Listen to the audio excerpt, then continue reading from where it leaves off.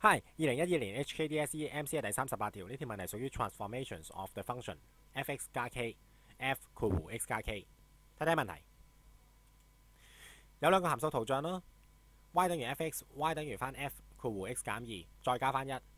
喺同一個坐標系統上面，想問邊一個圖可以同一時間表達到呢兩個函數圖像？題目問嘅係呢兩個函數圖像大家相互之間嘅關係。4幅圖 y 等於 f(x) 都擺咗喺 xy 坐標嘅正中間，我哋要決定嘅就係 y 等於翻 f 括弧 x 減2，再加翻1，相對於 y 等於 f(x) 嘅相對位置，先至可以幫我哋選擇到嘅。首先我哋當個 x 減2唔好理佢住啦，我哋先當呢一個綠色嗰幅圖係 y 等於翻 f(x) 加翻1去處理。任何嘅函數圖像 y 等於翻 f(x), 如果加翻 a 咁多個 unit 俾佢，佢會向上升翻 a 咁多個單位嘅。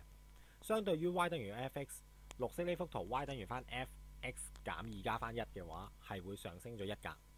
只有 C 同 D 係正確噶啦。A 同 B 咧，相對於 y 等於翻 f(x) 嘅位置係低啲嘅，所以就唔正確。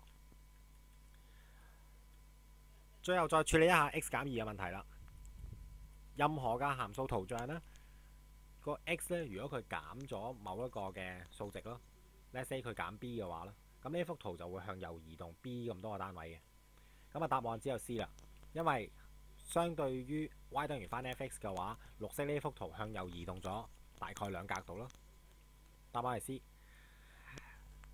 順帶一提，有63% 嘅同學答中呢一題問題，希望幫到大家。